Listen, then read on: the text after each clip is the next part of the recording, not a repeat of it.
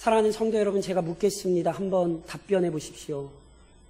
하나님께서 자신의 아들 그리스도 예수 안에서 죄인들을 구원하셨습니다. 믿으십니까? 아멘. 예. 다시 묻겠습니다. 그런즉 이제는 누구든지 그리스도 안에 있는 자마다 이미 하나님의 자녀입니다. 믿으십니까? 그러니까 내가 예수를 믿고 있으면 내가 이미 하나님의 자녀입니다. 믿으세요? 아멘. 그런데 이 대답만 아멘이라고 하시는 것으로 끝나시면 안 돼요. 이 사실, 즉 그리스도 안에서 하나님의 자녀가 되었다는 사실은 이제 어떠한 삶을 살아야 하는지를 규정합니다. 에베소서 5장에서 바울 선생님이 이렇게 말씀하시죠. 너희가 전에는 어둠이더니 이제는 주 안에서 빛이라. 빛의 자녀들처럼 행하라. 왜 아멘 안 하세요? 하나님의 자녀가 되었기에 하나님의 자녀답게 살아야 합니다. 이전과는 구별되고 달라진 삶을 살아야 하는 것입니다. 그리고 이것은요, 한 사람의 인격과 그가 살아가는 방식 전체가 변화되는 것입니다. 조금 더 구체적으로 설명하면 이런 것이지요. 그리스도인이 된다는 것은요, 단순히 이전에 모르던 어떤 성경의 지식을 조금 알게 된다는 것 아닙니다. 그냥 교회에서 행하는 성례의 예식이나 참여하고 그냥 한 주간 살다가 주일이면 교회 한번 와서 예배 참석하고 이런 게 그리스도인 되는 것 아닙니다. 단순히 이전보다 거짓말 좀 조금 하고 착하고 정직하고 성실한 사람이 되는 것, 이거 그리스도인이라고 이 정도 가지고 생각하시면 안 돼요. 그냥 세상 사람들과 그냥 다를 바 없이 살다가 죽으면 천국 가는 사람, 이런 사람이 그냥 그리스도인 아닙니다. 그리스도인이 된다는 것은, 또는 하나님의 자녀가 된다는 것은 그리스도 안에서 한 사람의 인생 전체가 완전히 달라지는 것입니다. 그가 생각하고 말하고 행동하는 모든 것이 변화되는 것이요, 이전과는 전혀 다른 정체성과 가치와 목적을 지닌 자로 살게 되는 것입니다. 그래서 이런 변화를요, 바울 선생님은 오늘 우리가 읽었던 13장 바로 앞에 12장에 이렇게 한번 표현을 하셨어요. 그러므로 형제들아, 내가 하나님의 모든 자비하심으로 너희를 권하노니 너희 몸을 하나님이 기뻐하시는 거룩한 산 제물로 드리라. 그리스도를 믿어 구원을 얻는다는 것, 또는 하나님의 자녀가 되는 것은요, 우리 자신 전체를 하나님께서 기뻐하시는 거룩한 산 제물로 드리는 것입니다. 신앙이란 내 삶의 일부가 아닙니다. 신앙이란 내 삶 전체입니다. 그래서 생각해 보세요. 이렇게 내 삶 전체이기 때문에 이 세상을 살아가는 어떤 상황, 이 삶에서 만나게 되는 어떤 문제, 이런 모든 것들이 하나님의 자녀로 살아가는 삶, 또는 그리스도를 의지하는 믿음과 상관없는 부분은 하나도 없습니다. 이런 의미에서 본문의 말씀을 주목하셔야 합니다. 실은 많은 학자들이 오늘 본문의 말씀을요, 원래 사도 바울 선생님께서 이곳에 기록한 것이 아니라고 봐요. 그러니까 12장이 끝나고 13장이 시작되는 이 부분이 원래는 바울 선생님이 기록하신 게 아니라 다른 사람이 나중에 이것을 첨가했다고 봐요. 왜냐하면 그리스도인의 삶을 이야기하면 갑자기 좀 뜬금없다는 거죠. 그런데 그렇지 않다니까요. 그리스도인도 국민입니다. 그리스도인도 한 나라에 속한 사람입니다. 그러므로 그가 어떤 국민으로 사는가는 그의 신앙의 한 증거입니다. 그런 의미에서 바울은요, 거룩한 산 제물로서의 삶을 오늘 본문에서 표현하고 있는 거예요. 6월은 호국 보훈의 달이지요. 현충일을 지났고 지방선거를 앞두고 있습니다. 북미 회담은 우리 얘기잖아요. 이렇게 국가의 큰 일을 앞둔 그리스도인들로서 어떻게 믿음으로 살아야 되는가, 말씀으로 고민하셔야 합니다. 본문에서 우선 우리에게 가르치는 것은 이것입니다. 그리스도인들은 합법적이고 공적인 국가 지도자들, 즉 공적 권세에게 순종해야 합니다. 오늘 저랑 읽으신 로마서는요, 바울 선생님이 로마 교회에 보낸 편지잖아요. 당시 로마라는 나라, 그 나라는, 그 도시는요, 가장 강력한 권세와 부를 소유한 곳이었기에 대부분의 사람들에게는 가장 살기 좋은 것으로 여겨졌습니다. 그러나 그리스도인들에게는 전혀 그렇지 않았습니다. 로마는 온갖 우상 숭배와 인간의 부패한 욕망이 다양한 형태로 번성하던 곳입니다. 게다가 로마 정부는 근거 없는 편견에 사로잡혀 여러모로 그리스도인들을 힘들게 했습니다. 결정적으로는 황제 숭배를 거부했기에 기독교를 적대적인 세력으로 간주하고 아시는 것처럼 대대적인 박해도 서슴지 않고 시행했던 것입니다. 그러하니 당시 로마 사람들이 다스리는 곳에 살고 있던 그리스도인들의 삶이 얼마나 힘들었겠습니까? 잘 알지도 못하면서 자신들을 차별하고 억압하는 로마 정부에 대해 어찌 반감이 없을 수 있었겠습니까? 그러나 바울은 공적 권위에 의해 때로는 억울한 고난을 당하는 그리스도인들을 향하여 아주 단호하게 얘기해요. 각 사람은 위에 있는 권세들에게 복종하라. 바울은 한마디로 모든 그리스도인들이 국가의 지도자들에게 복종해야 함을 가르칩니다. 더 정확히 말하면 로마에 있는 성도들이니까 로마 정부의 관료들에게 복종하라는 거예요. 이 명령에서 어느 누구도 예외가 될 수 없습니다. 특별히 본문의 이 복종하다는 단어는요, 군대에서 상급자와 하급자 간의 관계를 표현한 거예요. 그러니까 당연히 하급자는 상급자에게 복종해야 되잖아요. 동일한 원리를 따지는 거예요, 지금. 그리스도인들은 나라의 권세 아래 복속되어 있으니 그 사실을 인식하고 반드시 순종해야 한다. 이렇게 이야기하는 거죠. 물론 오해하지 않으셔야 될 게 있어요. 바울이 말한 권세란 부당하고 불법한 권세를 의미하지 않습니다. 불의하고 패역한 일을 강요하는 지도자들에게 복종하라는 의미는 아닙니다. 제가 여쭤볼까요? 그리스도인들이 충성해야 하는 첫 번째 대상이 누구죠? 그렇죠. 그리스도인들이 충성해야 되는 첫 번째 대상은요, 하나님이에요.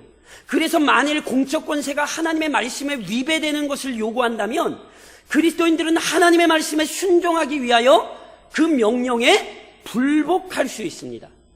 다니엘의 이야기는 이 사실을 잘 보여주죠. 다니엘은 이방 나라에 끌려와 이방 왕을 섬기며 살았습니다. 그럼에도 다니엘은 누구보다 성실하게 왕을 섬기며 맡겨진 일을 감당했죠. 다니엘 6장 4절에 다니엘의 모습을 이렇게 기록했어요. 이에 총리들과 고관들이 국사에 대하여 다니엘을 고발할 근거를 찾고자 하였으나 아무 근거, 아무 허물도 찾지 못하였으니 이는 그가 충성되어 아무 그릇됨도 없고 아무 허물도 없음이었더라. 다니엘은 이방왕이라고 해서 그 권위를 부인하거나 우습게 여기지 않았습니다. 이방 민족들을 위한 일이라고 해서 가볍게 여기지 않았습니다.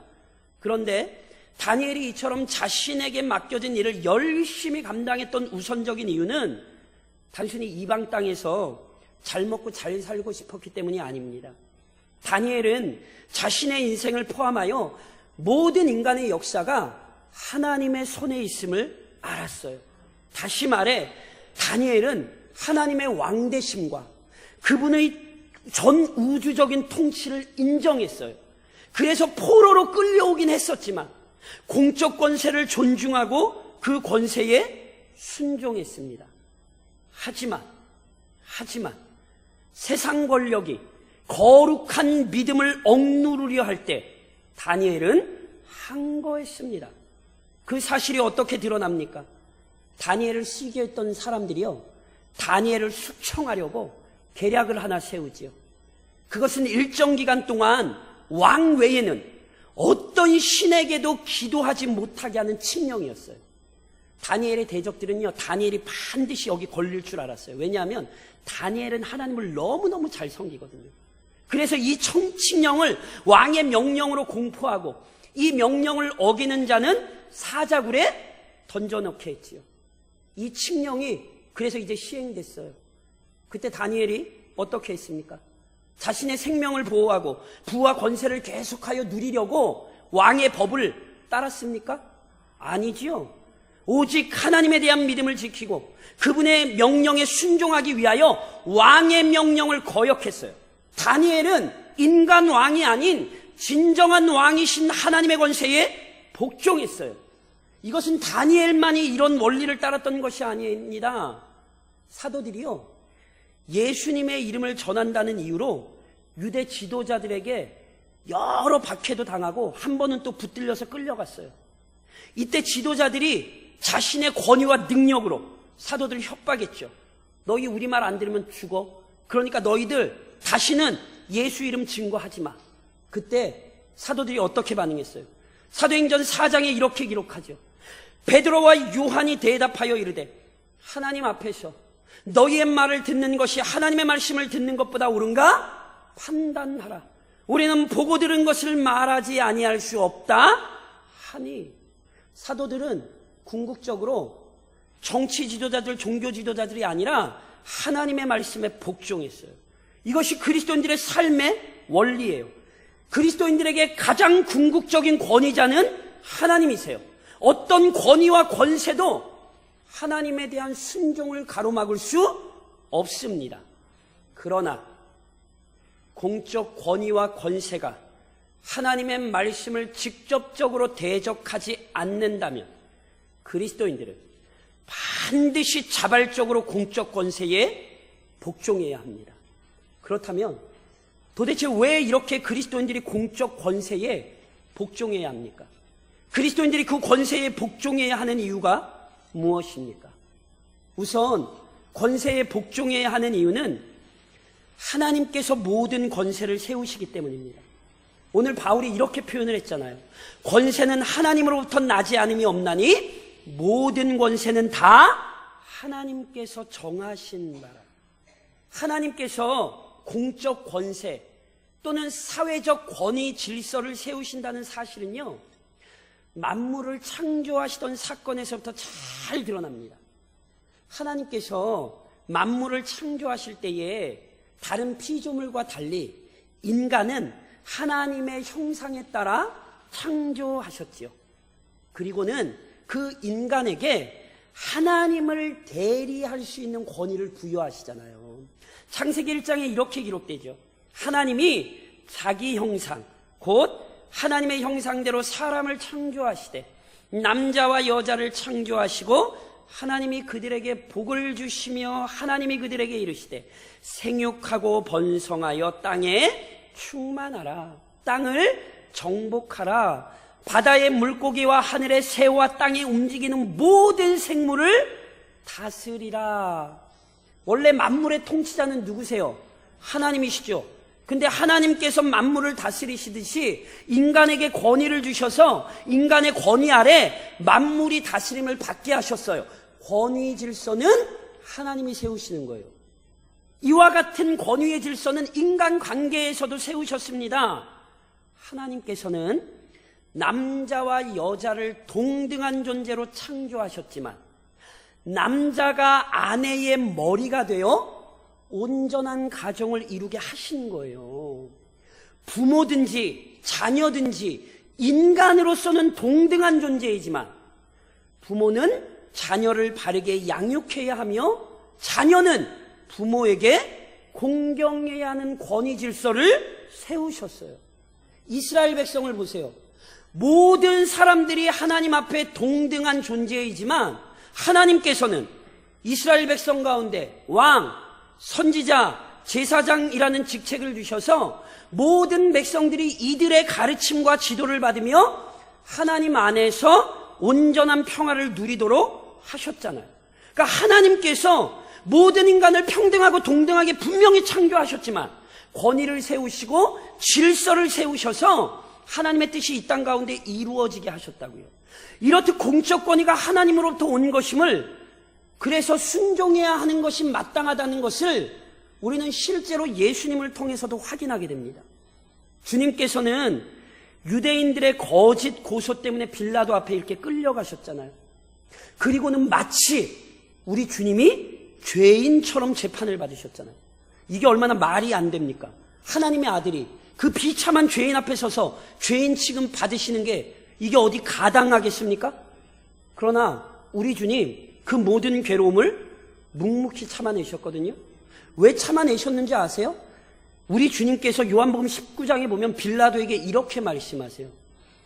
예수께서 대답하시되 위에서 주지 아니하셨더라면 나를 해할 권한이 없으리니. 빌라도의 권세를 누가 주셨다는 거예요? 하나님이 주셨다는 거예요. 로마 정부라는 권위를 하나님께서 세우셨다는 사실이에요. 그래서 로마 정부의 불의와 불법에 우리 주님 동참하신 적 없어요. 그들의 악행에 우리 주님 동참하신 적 없어요. 그러나 우리 주님은 세우신 권위와 질서를 인정하셔서 그 재판을 받으셨단 말이에요. 그러니까 이것이 그리스도인들의 삶이 돼야 돼요. 하나님께서 세우신 권위와 질서에 복종하는 것이 하나님의 뜻임을 알고 그렇게 복종하셔야 되는 거예요. 또한 권위에 복종해야 하는 이유는 그 권위를 세우신 하나님께서 그 권위를 통하여 자신의 뜻을 이루시기 때문입니다. 그것을 우리는 본문에서 크게 두 가지로 이해할 수 있습니다. 첫 번째는요, 하나님께서 합당한 권위를 통하여 죄가 억제되게 하세요. 2절에 이런 말씀이 있었어요. 그러므로 권세를 거스르는 자는 하나님의 명을 거스름이니 거스르는 자들은 심판을 자취하리라. 하나님의 심판이요, 정부의 권세를 통하여 이들에게 선포가 된다는 거예요. 3절에 보니 다스리는 자들은 선한 일에 대하여 두려움이 되지 않고 악한 일에 대하여 되나니. 공적 권세가 악한 일을 다스려요. 4절에도 이렇게 있었잖아요. 그러나 내가 악을 행하거든 두려워하라. 그가 공연히 칼을 가지지 아니하였으니 곧 하나님의 사역자가 되어 악을 행하는 자에게 진노하심을 따라 보응하는 자니라. 이게 다 무슨 얘기예요? 하나님께서 공적 권위를 통하여 인간의 죄악을 지금 억누르신다는 뜻이에요. 본래 죄에 사로잡힌 인간의 욕망은요, 결코 만족함을 알지 못합니다. 그래서 죄인들은 자신들의 부패한 욕망을 채우기 위해 더 끔찍한 일을 자행합니다.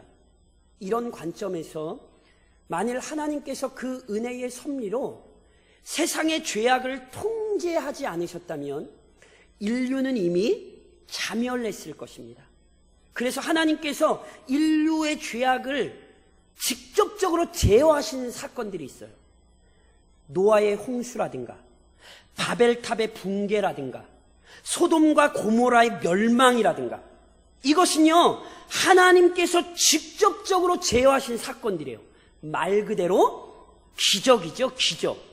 그런데 성경에 보면, 인류 역사를 보면 하나님께서는 기적으로만 일하시는 것이 아니에요. 오히려 하나님께서는 일반적 방식으로 이 땅의 죄악이 억제되게 하셨는데 그것이 바로 공적 권세입니다. 그래서 합당한 권세와 지도자들이 법과 제도를 정하고 그것이 이렇게 바르게 시행될 때 함부로 죄 짓는 일들을 줄일 수 있어요. 비록 완전하지 못해도 악한 자들이 처벌받게 하잖아요. 막 뉴스 보면 지금도 한국에서 일어나는 일 때문에 답답한데 어찌됐건 악한 일들을 하나님이 공적인 권세로 제어하시잖아요. 그렇죠? 그러니까 이런 일들을 통해 죄에 대해 경계받게도 하시고 죄가 급속도로 번져나가는 일을 막으시는 거예요. 그런즉 공적 권위에 순종하는 것이요, 하나님의 공의를 성취하는 한 방편임을 이해하셔야 돼요. 동시에 하나님께서 공적 권위를 통하여 하시는 일은 합당한 권세를 통하여 선을 이루어 가시는 거예요. 그래서 저랑 읽으신 오늘 4절에 보면 그는 하나님의 사역자가 되어 내게 선을 베푸는 자니라. 여기 하나님의 사역자는 목사 이런 사람 아니에요. 지금 공적 권위를 얘기하는 거예요. 공적 권위가 하나님의 사역자가 되어 뭘 한대요? 선을 베푼대요. 즉 죄를 징벌하는 정도가 아니라 공동체 안에 선한 사역을 일으키는 거예요. 이러한 일들을 이스라엘 왕들의 역사를 통해 우리는 확인할 수 있죠. 이스라엘의 역사를 보잖아요. 한 사람의 왕 때문에 온 나라 전체가 부패하게 되는 경우가 있습니다. 반면 한 사람의 왕 때문에 온 나라가 온전해지기도 하지요. 예를 들면 요시야 시대 때의 모습을 성경은 이렇게 기록합니다. 요시야가 또 유다 땅과 예루살렘에 보이는 신접한 자와 점장이와 드라빔과 우상과 모든 가증한 것을 다 제거하였으니 이는 제사장 hil기야가 여호와의 성전에서 발견한 책에 기록된 율법의 말씀을 이루려 함이라. 요시야 왕이 잘 하나님 앞에서 그의 역할을 감당할 때 온 유다 백성들이 유익해졌죠. 공적 권위가 그 역할을 잘 감당할 때 공동체 안에 선한 일들이 장려되고 공동체가 올바른 방향으로 성장하고 성숙할 수 있단 말이에요. 그러므로 이러한 하나님의 섭리를 인정하여 공적 권세를 통한 선한 일들이 이루어지도록 공적 권세에 순종해야 하는 것입니다. 그렇다면 더 나아가서 우리가 그 공적 권세에 어떻게 순종해야 합니까? 우선 선을 행해야 합니다. 바울이 3절에서 이런 말씀을 해요. 내가 권세를 두려워하지 아니하려느냐? 선을 행하라. 앞서 설명드렸듯이 공적 권세는요, 악한 일을 행하는 자들을 징벌해요. 그렇기에 악한 일을 행하는 자들은요, 공적 권세를 두려워할 수밖에 없습니다. 반면 악을 행하지 않으면 두려워할 필요가 없지요. 여기 선을 행하라는 말은 다시 설명드리면 법을 지키라는 거예요. 법을 지키라는 거. 공적 권세는 악을 제어하고 선을 장려하기 위해 공동체의 모든 사람들이 따르고 순종해야 하는 법을 세웠잖아요. 그렇죠? 그렇기에 구성원들이 이 법을 잘 따를 때에 실제로 공의와 정의가 바르게 실현될 수 있어요. 그래서 우선 준법 정신이 투철한 사람들이 되셔야 하고 실제로 그 법을 지키는 사람들이 되셔야 합니다. 오해하지 마세요. 저 지금 도덕 시간 아니에요. 저 지금 설교하고 있습니다. 하나님의 말씀이 그걸 가르칩니다. 나라의 법을 지키십시오. 그게 그리스도인입니다. 또한 동시에 양심에 거리끼지 않도록 행동하십시오. 5절에 보면 이런 말씀이 있어요. 그러므로 복종하지 아니할 수 없으니 진노 때문에 할 것이 아니라 양심을 따라 할 것이니라. 양심을 따라 할 것이니라. 하나님께서요, 인간을 자신의 형상에 따라 창조하셨잖아요. 그래서 인간은 하나님의 형상을 따라 창조되었기 때문에 인간은 원래 선한 존재였어요. 그것이 어디에서 드러나냐면 인간 안에, 인간 영혼 안에 선과 악에 대한 기준이 있었어요.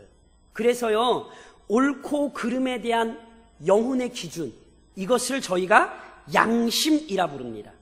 그런데 인간이 죄의 영향을 입었잖아요. 그때 양심도 죄의 영향을 입었겠어요? 안 입었겠어요? 양심도 죄의 영향을 입었어요. 그래서요, 양심이 부패해졌어요. 그래서 그 중에서도 양심이 아주 심히 부패한 사람들이 있어요. 저희 말로는 그걸 뭐라고 표현해요? 양심이 없다라고 표현까지 하잖아요. 양심이 없지 않아요. 양심이 있어요. 그런데 죄에 아주 깊이 물드는 거예요. 성경에 보면 화인 맞은 양심이 있어요. 반면 그 양심이 온전한 기능을 찾은 사람들이 있어요. 그게 그리스도인이라는 것 아십니까? 디모데전서 1장에서 그래서 바울이 이런 얘기해요. 이 교훈의 목적은 청결한 마음과 선한 양심과 거짓이 없는 믿음에서 나오는 사랑이거든. 이 교훈이 뭐겠어요? 복음이에요. 그 복음이 우리에게 심겨졌을 때 무슨 일이 생겨요? 선한 양심. 그래서 그리스도인이 된다는 것은요, 그의 양심이 선하게 되는 거예요. 그 결과 그리스도인들은 어떻게 살게 돼요? 진노를 두려워서 복종하는 게 아니에요. 우리의 양심의 주인 되시는, 우리의 인생의 주인 되시는 하나님이 두려워서 나라의 권세에 복종하는 거예요. 무언가 좋은 걸 바라고 복종하는 게 아니라 하나님의 사람이기 때문에 하나님을 두려워하는 마음으로 복종하는 거예요. 그래서 누가 보지 않아도 하나님을 두려워하는 마음으로 나라의 권세에 복종하시라는, 이게 양심을 따라 사는 거예요. 또 하나, 오늘 본문에서 나라에 복종하는 방법이 뭐냐면 공적 권세가 모든 구성원들에게 부여한 책임을 감당하는 거예요. 오늘 6절로 7절에 바울이 이런 얘기하거든요. 너희가 조세를 바치는 것도 이로 말미암음이라. 그들이 하나님의 일꾼이 되어 바로 이 일에 항상 힘쓰니라. 모든 자에게 줄 것을 주되 조세를 받을 자에게 조세를 바치고 관세를 받을 자에게 관세를 바치고. 세금 바쳐야 됩니까? 안 바쳐야 됩니까? 양심에 따라 정직하게 바치십시오. 그것을 성경이 요구합니다. 그거 아세요? 우리 주님이 이 땅에 사는 동안 세금 냈어요, 안 냈어요? 냈지요. 우리 주님도 세금 내셨어요. 그러니까 우리 주님처럼, 우리 주님보다 탁월하시면 안 내도 돼요. 근데 우리 주님보다 못났으면 다 내세요. 정직하게 내세요. 이게 성경의 가르침이에요. 물론 이거 세금만 얘기하는 거 아니에요. 인간에게 제일 중요한 건 돈이잖아요. 그러니까 돈을 이렇게 낼 수 있다는 건 다른 모든 권위에 복종할 수 있다는 얘기예요. 대한민국 국민으로서 누구나 갖게 되는 국민의 4대 의무가 있습니다. 국방, 납세, 교육, 근로. 이런 거 다 하셔야 되는 거예요. 지방선거 있죠? 하셔야겠어요? 안 하셔야겠어요? 하셔야 돼요. 이거는요, 국민들이 수행해야 되는 권리입니다. 저도 어제 사전 투표했습니다. 착각하지 마십시오. 저 목사지 정치인 아닙니다. 저 지금 사전 선거하라고 지금 선거 독려하는 선거관리위원 아닙니다. 착각하지 마십시오. 저 목사입니다. 저는 기독교인으로서 감당해야 할 의무를 말씀드리고 있는 거예요. 저는 정치인으로서 말씀드리는 게 아니라 하나님의 사람으로 말씀드리는 거예요. 그 일들을 감당하시는 게, 나라에 복종하시는 게 하나님께 복종하시는 거라요. 그러므로 사랑하는 성도 여러분, 그리스도인도 국민입니다. 그런즉 우선 공적 권세에 대한 바른 자세를 보이십시오. 바울이 로마서를 기록하며 공적 권세에 대해 가르쳐야 했던 중요한 이유가 있어요. 당시 로마 교회는 유대교에서 기독교로 개종한 유대인들이 많이 포함되어 있었거든요. 그런데 유대인들의 특징 아세요? 이 사람들은요, 아브라함의 후손이라는 자부심이 있어가지고요, 다른 민족 등에 대해서는 굉장히 배타적이었어요. 다른 민족들, 조금 막말로 얘기하면 되게 우습게 알았어요. 그래서 아브라함의 후손인 자신들이 이방인 로마 사람들의 다스림을 받는 것을 언제나 못마땅하게 생각했어요. 게다가 그들은 자신들의 편협한 관점으로 예수님의 말씀도 오해했거든요. 예수님께서 요한복음 8장에 이런 말씀하셨잖아요. 진리를 알지니 진리가 너희를 자유롭게 하리라. 아멘이세요? 이 말씀은요, 죄와 사망의 권세에서 우리를 해방하셨다는 의미거든요. 그런데 유대인들은 이 자유를 정치적인 자유로 생각했어요. 그래서 로마의 정치에서 벗어나는 것, 그것이 자유라고 생각했어요. 그래서요, 끊임없이 로마 정부에 대해 반감을 품고 있었고, 직접적으로 합당하지 않은 방법들로 폭동을 일으켰죠. 예수님의 12제자 중에 한 사람인 가룟 유다가 어떤 당이었어요? 열심당이었어요. 이 사람들은 유대 나라의 민족의 독립을 위해 불법적인 일들도 자행하던 사람들이거든요.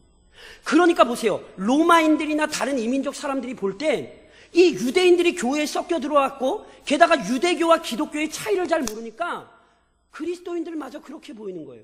세우신 권위와 질서에 순종하지 않는 사람들, 이렇게 자꾸 인식이 되는 거예요. 그래서 바울이 오늘 이 얘기를 가르치는 거예요. 아니다.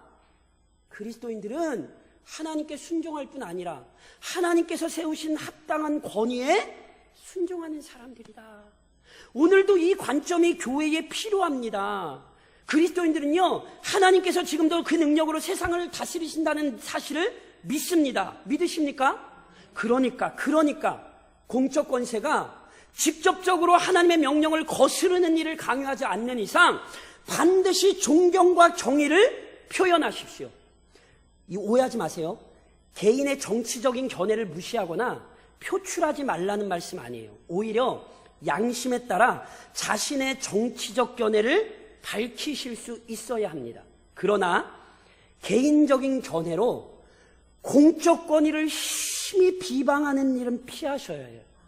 지도자들에 대해 날조된 유언비어를 마치 사실인 것처럼 퍼뜨리거나 인격적인 모독을 서슴지 않는 것은 절대 그리스도인들에게 합당하지 않습니다.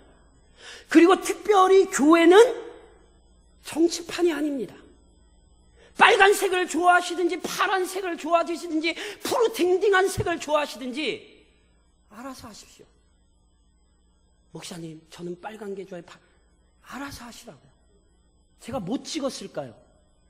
뭐 하려고 궁금해하시고 그걸? 알아서 하시라. 대신 양심을 따라 행하세요. 학연, 지연, 혈연, 돈봉투 이런 것 때문에 누군가를 찍어준다든가 그런 것 때문에 누군가를 찍으라고 강요한다든가 이것은 그리스도인에게 합당하지 않은 거예요. 이것은 우리의 양심의 주인 되시는 하나님 앞에 패역한 거예요. 교회는 파란색이냐 빨간색이냐랑 상관없어요. 하나님을 믿는 신실한 백성으로서 하나님 앞에서 부끄럽지 않게 나라와 민족을 섬기십시오. 무엇보다 나라와 민족을 위해 기도하십시오. 하나님께서는 모든 세상을 창조하셨고 다스리십니다. 모든 인생과 모든 민족과 나라의 일들을 하나님이 통치하십니다. 사도행전 17장에서 바울은 이렇게 얘기하죠. 인류의 모든 족속을 한 혈통으로 만드사 온 땅에 살게 하시고 그들의 연대를 정하시며 거주의 경계를 한정하셨으니 이게 무슨 말씀인지 아시겠어요? 한 사람이 어떤 민족과 어떤 시대에 태어난다고 하는 건 역시 하나님의 신비로운 섭리와 놀라운 은혜의 결과라는 거예요. 그러니까 이 말씀에 비춰볼 때 오늘 나에게 대한민국, 이 나라와 이 민족을 허락하신 것을요 감사해야 돼요? 안 해야 돼요? 왜 이런 나라에 태어나가지고 그러시면 안 된다니까요. 감사하셔야 돼요. 감사하셔야 돼요. 그리고 기도하셔야 돼요. 특별히 나라와 민족을 위해 기도하셔야 될 기도의 제목들이 있어요. 우선 민족 복음화를 위해 기도하십시오. 민족 복음화란 우리나라 모든 사람들이 예수 믿는 거 그런 거 아니에요. 그런 건 성경이 약속한 적도 없어요. 민족 복음화란 우리나라 사람들 모두가 예수를 믿는 게 아니라 이 민족 안에 복음의 충만한 역사가 지속되기를 위해 기도하는 거예요. 아시잖아요. 우리나라는 정말 놀라운 복음의 능력을 경험한 나라예요. 오죽하면 우리에게 복음을 전해줬던 나라들이 한국 교회의 부흥을 배우러 왔던 나라예요. 근데 배우러 왔던 나라예요. 지금 안 와요. 왜요? 무너졌어요. 오죽하면 한국 사회의 유명한 용어가 개독교가 돼버렸어요. 이것이 가슴 아픈 현실이에요. 그러니 민족의 교회를 위해 간절히 기도하셔야 돼요. 이 지역의 교회들을 위해 좀 간절히 기도하셔야 돼요. 하나님의 말씀이 다시금 이 민족 가운데 흥황케 되기를 위해 우리는 기도해야 되는 거예요. 잠언 29장에 이런 말씀이 있어요. 의인이 많아지면 백성이 즐거워하고. 아멘이세요? 그러면 의인이 누구예요? 의인이 누구겠어요? 그리스도인들이죠. 신서면에 그리스도인들이 많아지면요 이 지역 사람들이 즐거워하게 돼 있어요. 대한민국의 교회가 바로 그 역할을 감당하면 이 나라 이 민족이 즐거워지게 돼 있다고요. 그러니 이를 위해 기도하셔야 되는 거예요. 또한 이 나라 안에 악은 제압되고 선한 역사가 일어나기를 위해 기도하십시오. 성경과 인류의 역사를 보면요 하나님께서 때로 강력하게 악에 대해 징벌하실 때가 있다니까요. 아까 말씀드렸잖아요. 노아의 홍수, 소돔과 고모라, 가나안 정복전쟁 이런 거 다 뭐냐면 하나님께서 악에 대해 굉장히 단호하게 징벌하신 거예요. 이걸 심각하게 생각하셔야 되는 게 지금 우리나라가 너무 악한 일이 팽배해요. 너무 악한 일이 팽배해요. 두려우셔야 돼요. 하나님이 언제 어떻게 징벌하실지 몰라요. 그러니까 두렵고 떨림으로 이 나라의 악이 제압되기를 위해 그리고 선한 역사가 일어나기를 위해 기도하셔야 되는 거예요. 그래서 시편 기자가 시편 7편에 보면 이렇게 기도해요.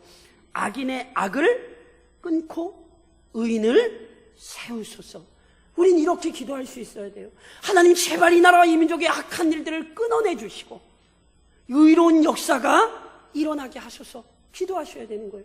또한 국가 지도자들과 나라의 안정을 위해 기도하십시오. 합당한 공적 권세에 순종하는 것이요 하나님의 뜻입니다. 그리고 이 공적 권세를 위해 기도하는 것은 그리스도인의 아주 중요한 사명이에요. 특별히 나라와 민족, 지도자들을 위하여 기도하셔야 되는 중요한 이유가 있습니다. 디모데전서 2장에서 바울이 이렇게 얘기해요. 그러므로 내가 첫째로 권하노니 모든 사람을 위하여 간구와 기도와 도고와 감사를 하되 임금들과 높은 지위에 있는 모든 사람을 위하여 하라. 이는 우리가 모든 경건과 단정함으로 고요하고 평안한 생활을 하려 함이라. 무슨 얘기인지 아시겠어요? 국가의 지도자들 그리고 나라의 평안, 이게 왜 중요하다고요? 그 국민, 그 국가에 속한 교회와 직결되는 문제예요. 나라가 평안해야 교회도 평안할 수 있는 거예요. 특별히 국가의 영향력이요, 해외 선교에 아주 결정적으로 영향을 미친다는 건 아십니까? 지금요, 한국이 한류 하잖아요.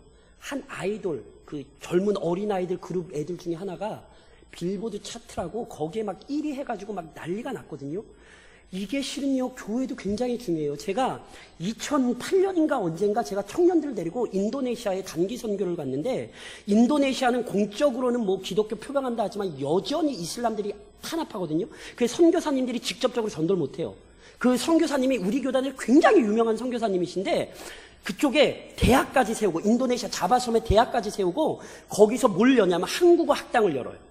그러니까 다른 인도네시아 사람들은 그게 선교 사역인지 몰라요. 한국어를 배우러 와요. 제가 저희 청년들 데리고 가서 거기 가서 뭐 했는지 알아요? 그때 한참 지지지지 베이비 베이비 베이비 치 뭔지 모르시죠? 이게 한류 열풍을 타고 애들이 막 한국말을 막 그 가사를, 근데 가서 그런 거 공연 보여주고 은밀히 접근해서 복음을 전하는 거예요. 그러니까 지금 한류 열풍이 기독교에겐 굉장히 중요해요. 더럽고 타락한 문화를 따라가시라는 게 아니라 그 더럽고 타락한 문화마저 선하게 사용하실 수 있는 하나님을 의지하시라는 거예요. 그래서 나라와 민족을 위해 기도하셔야 된다니까요. 이 나라의 정치 지도자가 나랑 기호가 다르다고 해서 저주하고 비방하실 게 아니라 기도하셔야 되는 거예요. 특별히 우리가 기도해야 되는 또 하나의 아주 중요한 기도 제목이 있죠. 북한 동포들과 그곳에서 목숨 걸고 믿음을 지키는 지하교회들을 위해 기도하셔야 돼요. 통일은 우리의 소원이지 하나님의 소원은 아니에요. 그러니까 통일이 성사되는 것은 하나님의 주권과 신비에 속한 일이에요. 그러나 북녘 땅을 위하여 기도하는 것은 우리의 의무가 맞습니다. 왜냐하면 그들은 우리의 형제이기 때문입니다. 에돔이라는 나라가 하나님께 심각한 책망을 받았습니다. 왠지 아십니까?